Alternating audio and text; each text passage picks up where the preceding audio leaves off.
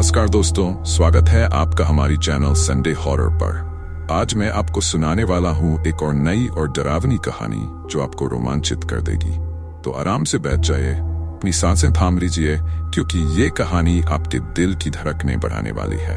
आप इस कहानी को अंत तक जरूर सुनिए, क्योंकि हर मोड़ पर कुछ नया और खौफनाक इंतजार कर रहा है। तो चलिए शुरू करते हैं हमारी आज की भयानक कहानी।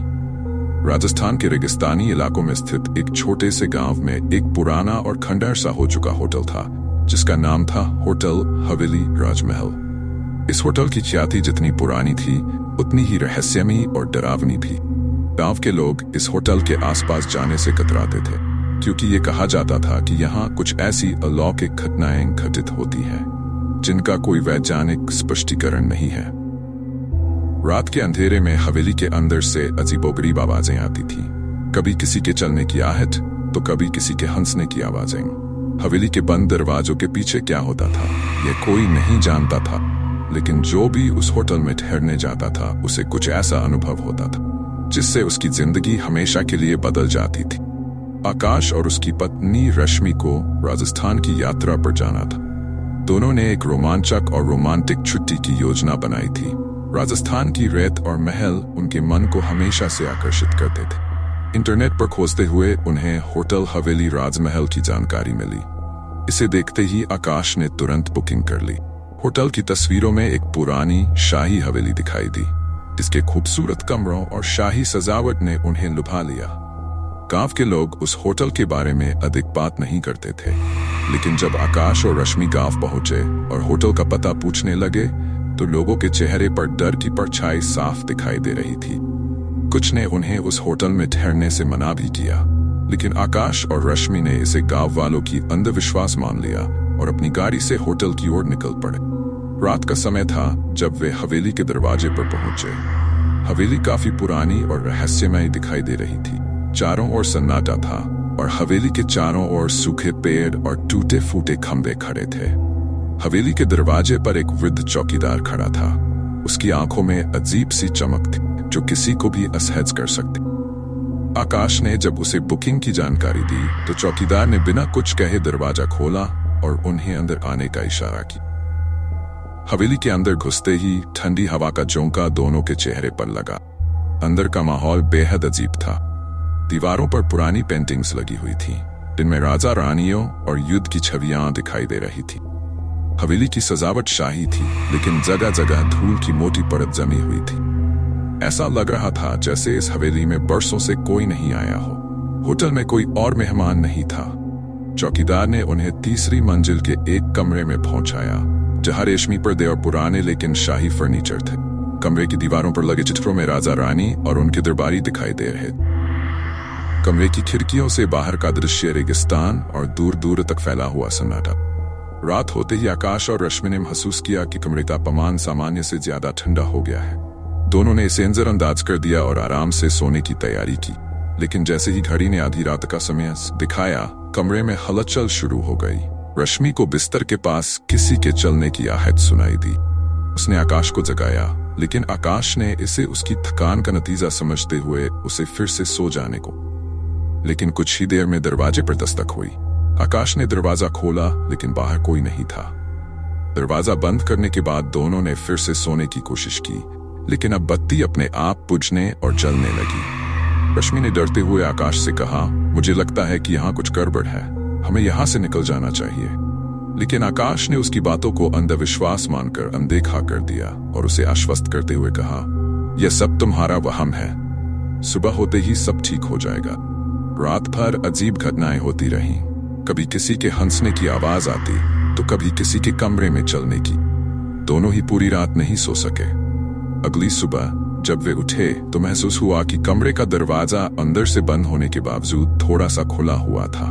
उन्होंने चौकीदार से इस बारे में पूछा, तो उसने अजीब से मुस्कान के साथ कहा, यहाँ ऐसी बातें अक्सर होती रहती, चिंता मत कीजिए। रश्मि का दिल अब तेजी से धड़कने लगा था। उसे यकीन हो चुका था कि इस हवेली में कुछ असामान्य है, लेकिन आकाश अब भी इसे महज संयोग मान रहा था। दोनों ने उस दिन आसपास के पर्यटन स्थलों को देखने की योजना बनाई। दूसरी रात रश्मि ने एक भयानक सपना देखा। उसने देखा कि हवेली में एक महिला शाही वस्त्रों में खड़ी थी, लेकिन उसका चेहरा विकृत था। वह महिला उसकी ओर इशारा कर रही थी और कह रही थी, यहां से भाग जाओ, नहीं तो तुम भी हमारी तरह फंस जाओगे। रश्मि घबराकर जाग गई और देखा कि पेंटिंग में वही महिला दिखाई दे रही थी जिसे उसने सपने में देखा। उसने आकाश को यह बात बताई, लेकिन आकाश ने उसे फिर से सपने का भ्रम बताया। लेकिन अब रश्मि को यह हवेली बेहद खतरनाक लगने लगी थी।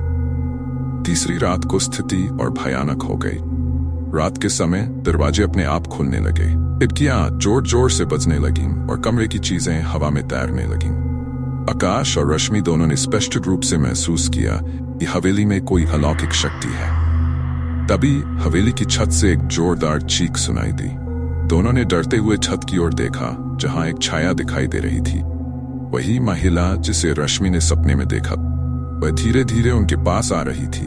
उसके चेहरे पर एक खतरनाक मुस्कान थी और उसके हाथ खून से सने हुए थे। वह महिला बोलने लगी, तुम यहाँ आ गए हो, अब तुम कभी नहीं जा सको। हम सभी यहाँ फंसे हुए हैं और अब तुम भी हमारा हिस्सा बन चुके हो। रश्मि ने चीखते हुए कहा, हमें छोड़ दो, हम यहाँ नहीं रहना चाहते। महिला ने भयानक हंसी के साथ कहा, यह जगह अब तुम्हारी है, यहाँ से भागने का कोई रास्ता नहीं है। आकाश और रश्मि ने अब ठान लिया कि वे इस हवेली से किसी भी हालत में भागेंगे। वे अपना सामान जल्दी से समेटने लगे, लेकिन जैसे ही वे दरवाजे तक पहुंचे, दरवाजा अपने आप बंद हो गया। खिड़कियां भी अपने आप बंद हो गई और कमरा पूरी तरह से अंधेरे में डूब गया। चारों ओर से अजीबोगरीब आवाजें आने लगीं, जैसे सैकड़ों लोग उनके चारों ओर घूम रहे हों। हवा में किसी के सांस लेने की आवाजें, किसी के चलने की आहटें, और उन सब के बीच वह महिला फिर से दिखाई दी। अब वे दोनों पूरी तरह से डर चुके थे। उन्होंने कई बार दरवाजा खोलने की कोशिश की, लेकिन हर बार दरवाजा किसी अदृश्य शक्ति से बंद हो जाता। तभी आकाश को याद आया कि चौकीदार ने कहा था कि हवेली में ऐसी चीजें होती रहती हैं। उसने सोचा कि शायद चौकीदार इस बारे में कुछ जानता हो। आकाश और रश्मि ने किसी तरह से चौकीदार के कमरे की ओर भागने की कोशिश की। जब वे वहां पहुंचे तो चौकीदार ने उन्हें देखकर कहा, मैंने तुम्हें पहले ही बताया था कि यहाँ ठहरने वाला कभी भी सुरक्षित नहीं रह पाता। यह हवेली शापित है। आकाश ने चौकीदार से सवाल किया, यह सब क्या हो रहा है, हमें सच बताओ। चौकीदार ने भारी आवाज में बताया, सदियों पहले इस हवेली की रानी, इसका नाम महारानी राजलक्ष्मी था, ने एक तांत्रिक के प्रेम को ठुकरा दिया था। तांत्रिक ने क्रोध में आकर इस हवेली और इसके निवासियों को श्राप दिया कि जो भी इस हवेली में कदम रखेगा उसकी आत्मा यहाँ कैद हो जाएगी और वह कभी जीवित बाहर नहीं जा पाए। रानी और उसके सारे दरबारी आज भी यहाँ भटकते। आकाश और रश्मि अब समझ चुके थे कि वे एक भयानक जाल में फंस चुके हैं। रश्मि ने कांपते हुए कहा, हमारे पास क्या कोई रास्ता नहीं है बचने का? चौकीदार ने गहरी सांस लेते हुए कहा, एक रास्ता है, लेकिन यह बेहद खतरनाक है। इस हवेली की रानी की आत्मा को मुक्ति दिलाने के लिए तुम्हें उसी कमरे में जाना होगा जहां तांत्रिक ने श्राप दिया था, और वहां रानी से माफी मांगनी होगी। लेकिन ध्यान रहे, अगर तुमने गलती की तो तुम दोनों की आत्माएं भी यहाँ फंस जाएंगी। आकाश और रश्मि के पास अब कोई और विकल्प नहीं था। दोनों ने चौकीदार की सलाह मानी और उस कमरे की ओर बढ़े जहां तांत्रिक ने रानी को श्राप दिया था। हवेली के हर कोने से अजीबोगरीब आवाजें आ रही थीं, जैसे हवेली की दीवारें चीख रही हों। डरते डरते वे उस कमरे में पहुंचे। कमरे के अंदर एक बड़ा आईना लगा हुआ था, जिसके सामने रानी राजलक्ष्मी की तस्वीर लगी थी। आकाश और रश्मि ने आईने के सामने जाकर अपनी आंखें बंद कीं और रानी से माफी मांगने लगे। तभी कमरे में एक जोरदार हवा का झोंका आया और आईने में रानी की विकृत छवि दिखाई दी। रानी की आत्मा गुस्से में थी, लेकिन धीरे धीरे उसकी छवि शांत होने लगी। आखिरकार एक धीमी आवाज गूंजी, तुमने माफी मांग ली है, तुम्हें मुक्ति मिलेगी, लेकिन शाप हमेशा के लिए यहाँ रहेगा। जैसे ही आवाज खत्म हुई, हवेली में अचानक से सब शांत हो गया। दरवाजे खुल गए और आकाश और रश्मि को लगा कि उन्होंने आखिरकार इस भयानक जगह से मुक्ति पा ली है। दोनों ने हवेली से बाहर भागते हुए चौकीदार को अलविदा कहा। जब वे गांव के पास पहुंचे तो आकाश ने रश्मि से कहा, क्या तुमने देखा, हम बच गए, अब सब ठीक है। लेकिन रश्मि ने उसकी ओर मुड़कर देखा। उसकी आंखों में अजीब सी चमक थी। उसने धीमी और डरावनी आवाज में कहा, हम सच में बच गए, या फिर अब हम भी इस हवेली का हिस्सा बन चुके हैं? आकाश को समझ नहीं आया कि क्या हो रहा है।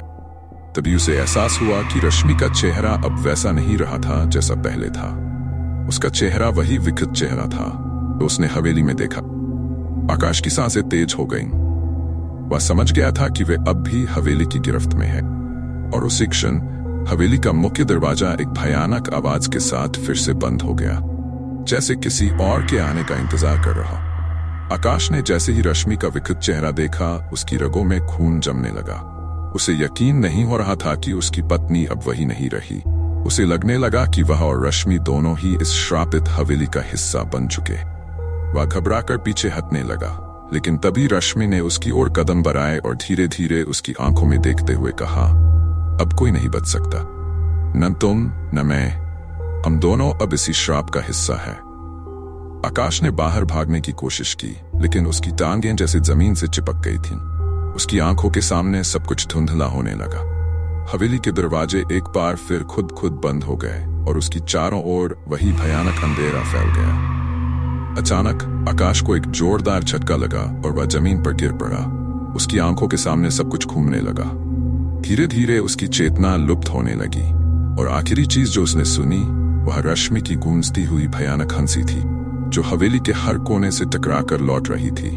सुबह होते ही गांव के लोग जब हवेली के पास से गुजरे तो दरवाजे बंद थे और हवेली से कोई आवाज नहीं आ रही थी। लेकिन जो लोग वहां गए थे वे फिर कभी वापस नहीं आए। गांव वालों के बीच एक और किस्सा जुड़ गया और होटल हवेली राजमहल का रहस्य और भी गहरा हो गया। हवेली आज भी वहीं खड़ी है, नई आत्माओं का इंतजार करते हुए जो एक बार अंदर आते हैं और फिर कभी बाहर नहीं निकलते।